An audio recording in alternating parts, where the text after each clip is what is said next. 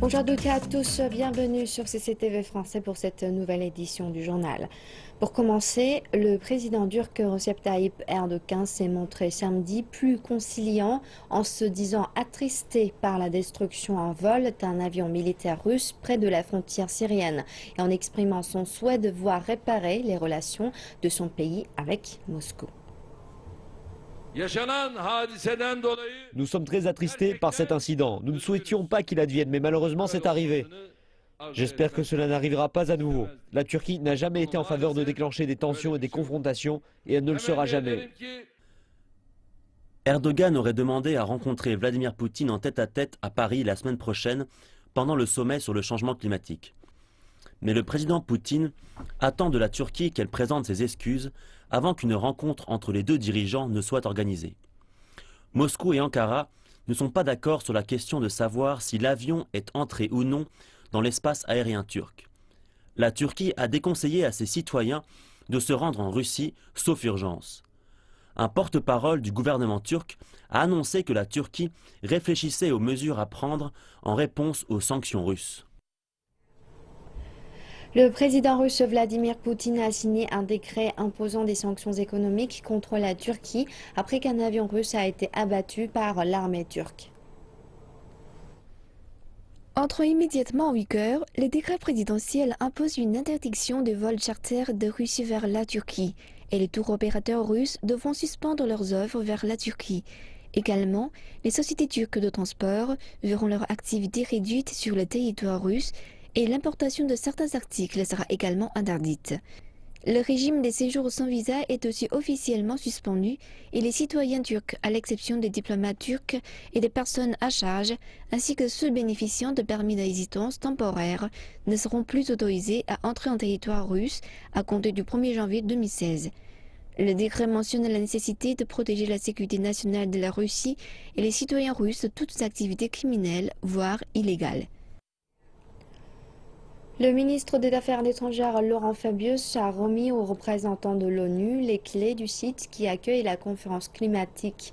Le lieu est désormais territoire des Nations Unies pour la durée de la conférence COP21. Laurent Fabius a tenu une conférence de presse dans laquelle il a fait part de ses attentes vis-à-vis de la conférence. Et dans ce tour du monde du climat, nous avons à chaque fois ressenti l'espoir que suscite cette conférence de Paris. C'est un mouvement de toute la société, c'est-à-dire bien sûr les gouvernements, mais aussi les particuliers, mais aussi les communes, mais aussi les entreprises. Et tout le monde comprend que la donne est en train de changer, qu'il faut qu'elle change, et que Paris doit être l'accélérateur de ce mouvement. De très nombreuses coopérations sont lancées. Vous verrez ici que des solutions concrètes sont développées. Certaines seront présentées pendant la conférence et Cristina Figueres m'a informé que hier, nous avions atteint le chiffre de 180 contributions nationales soumises qui couvrent près de 95% des émissions mondiales. C'est inédit et c'est un des premiers éléments du succès de Paris. Plus de 140 dirigeants du monde entier ont rendez-vous à Paris lundi pour une grande réunion sur le changement climatique. La France a pour l'occasion renforcé la sécurité dans la capitale et aux frontières. Une forte présence des forces de sécurité à l'approche de la conférence sur le climat. 8000 policiers ont été déployés aux frontières françaises pour les 11 jours que va durer la conférence. Et plus de 2800 soldats et policiers patrouilleront autour du site qui accueillera l'événement. Le personnel de sécurité de l'ONU est en charge d'assurer spécialement la sécurité des chefs d'État. On doit faire en sorte que la population se sente rassurée, voilà, qu'il y ait pas de... que les gens n'aient pas peur de nous, qu'ils se sentent en sécurité avec nous et en même temps voilà, que les terroristes éventuels, eux, ne puissent rien faire. Paris se remet à peine des attentats commis par l'État islamique qui ont fait 130 morts il y a 2 semaines. Le pays est en état d'urgence pour une période de 3 mois. Les soldats armés patrouillent sur les lieux touristiques dans toute la capitale. Ici, vous avez de la population civile, ils ne sont pas forcément habitués à voir l'armée, genre comme là à Paris, en ville, avec de l'armement, surtout on est suréquipé.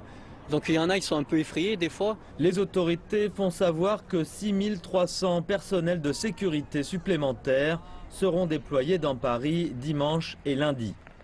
Les autoroutes au nord et au sud de Paris seront fermées, tout comme la partie nord du boulevard périphérique. Les grands boulevards de la capitale seront également fermés à la circulation.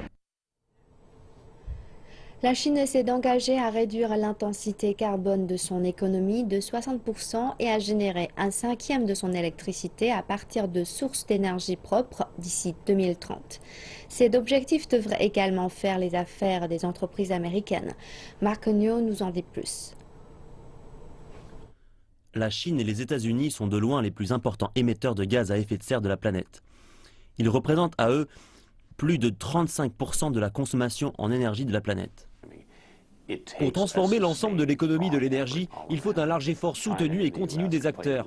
La Chine et les États-Unis peuvent jouer un rôle central qui correspond finalement à l'importance de leurs émissions de gaz à effet de serre dans le monde. Nous pouvons y arriver ensemble. L'Alliance Chine-États-Unis pour l'efficacité énergétique a été mise en place il y a 10 ans pour rassembler les ressources financières et techniques afin d'aider la Chine à mettre en œuvre des programmes d'efficacité énergétique à grande échelle. L'entreprise de M. Fry, Nexent, a déjà apporté à la Chine des logiciels permettant de construire des bâtiments et des maisons plus efficaces sur le plan énergétique. Comme ils consomment moins d'électricité dans les industries et qu'ils consomment moins de charbon, il y a donc moins de besoins engendrés. Autrement, les entreprises publiques en Chine produiraient plus d'électricité en brûlant plus de charbon et cela irait directement dans l'environnement. Les relations climatiques entre les États-Unis et la Chine représentent un partenariat mature pour nos deux pays. Nous avons constaté un impact significatif aux États-Unis et dans d'autres pays à travers le monde. La Chine représente une immense opportunité pour nous. Un autre membre de l'Alliance qui souhaite transformer son succès en Chine, c'est Opower. Opower est une entreprise qui a déjà fait la moitié du chemin vers son objectif, qui est de réduire la consommation énergétique totale des États-Unis de 1%.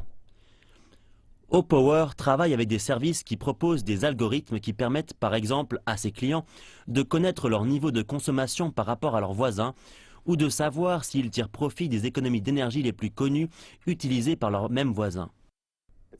Il s'agit de marier les analyses avec l'usage, la science du comportement, pour que ça devienne véritablement de la communication personnalisée et que vous ayez l'impression que le service vous comprend réellement. Et ensuite, vous pourrez agir. Le Conseil de défense des ressources naturelles a déclaré que dans les 15 prochaines années, la Chine va installer autant de capacités en énergie propre que l'ensemble du système électrique américain. Les stratégies d'efficience seront clés.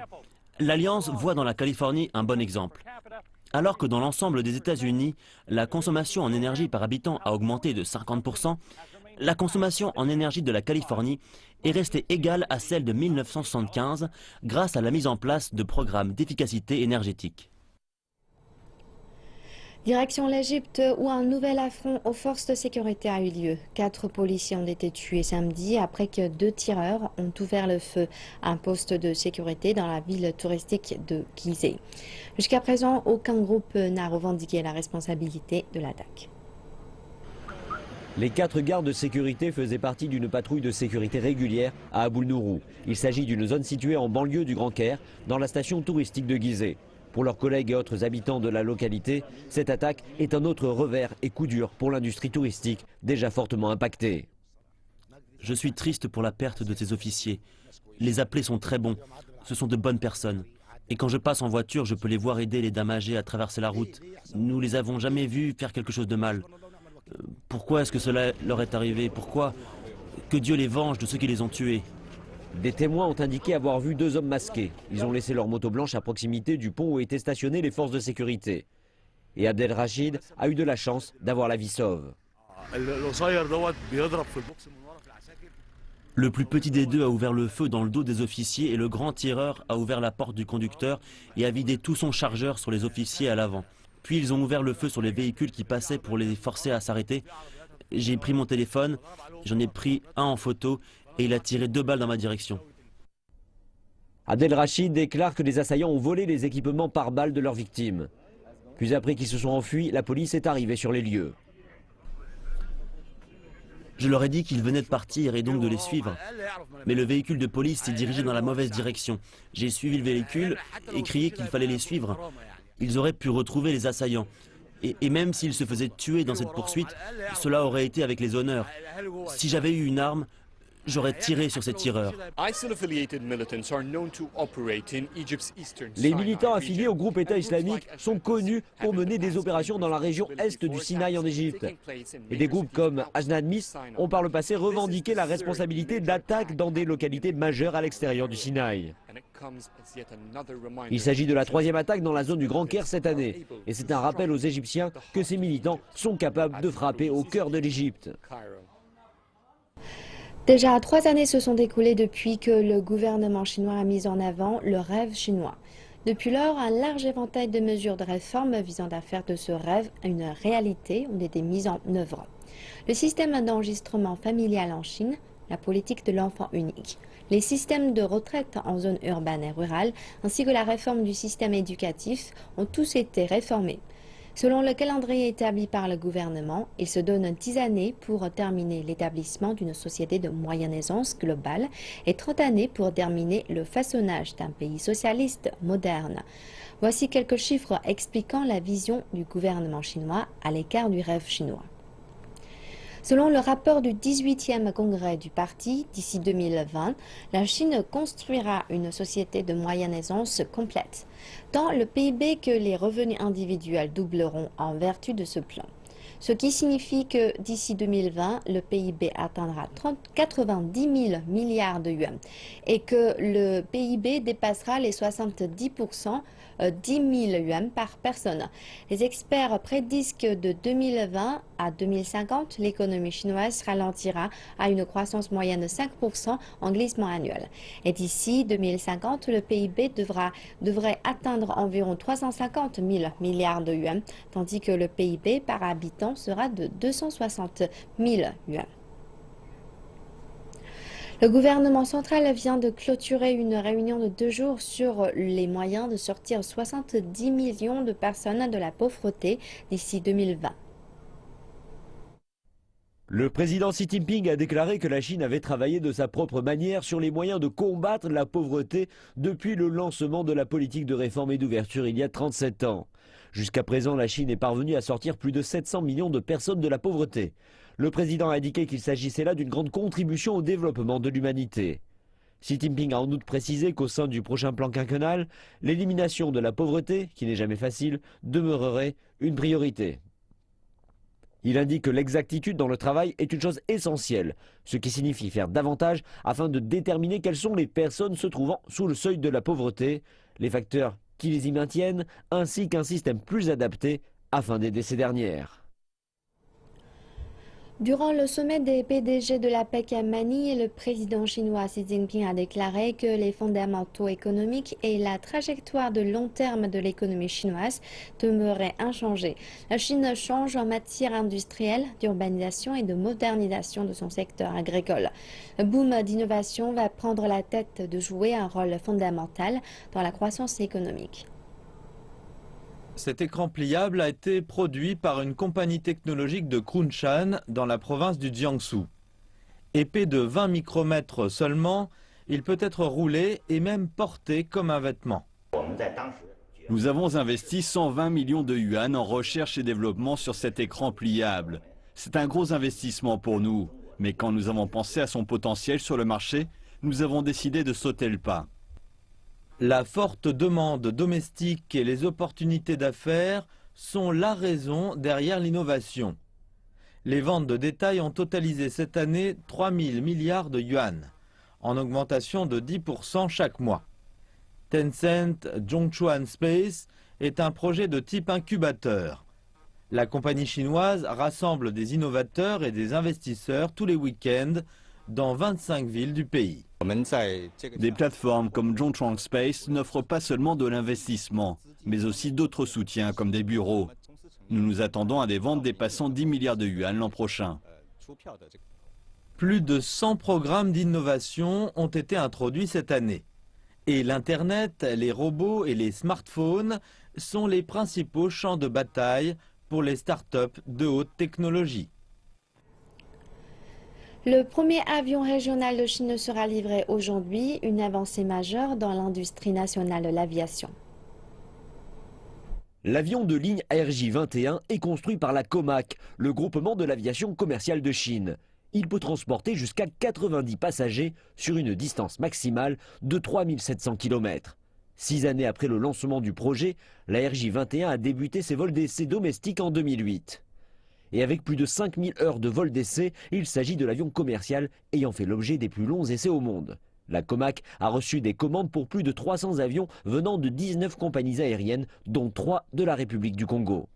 Aujourd'hui, l'avion décollera de Shanghai et volera jusqu'à Chengdu, dans le sud-ouest de la Chine, où il sera livré à Chengdu Airlines.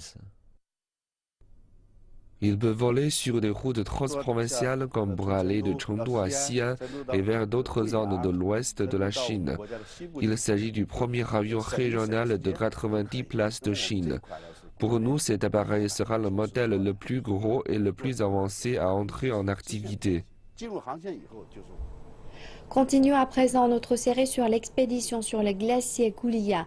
Pour obtenir des carottes de glace, les scientifiques doivent transporter de l'équipement et de l'approvisionnement depuis le campement vers le point de forage. Aujourd'hui, s'adapter à 5600 mètres d'altitude est déjà un défi, encore plus que de transporter des tonnes d'équipement. Voyons les défis qui attendent les scientifiques et comment ils vont y faire face. Rester ou partir, c'est le docteur Rodrigo qui va en juger. Il teste les niveaux d'oxygène et le rythme cardiaque de tout le monde chaque matin pour voir s'ils peuvent continuer à travailler dans l'expédition. Il faut 3 jours pour s'adapter. Nous sommes en fait au 3e jour, donc ça va mieux. Les gens dorment plus. Jusqu'ici, rien à signaler. L'appétit, jour après jour, est mieux que le premier.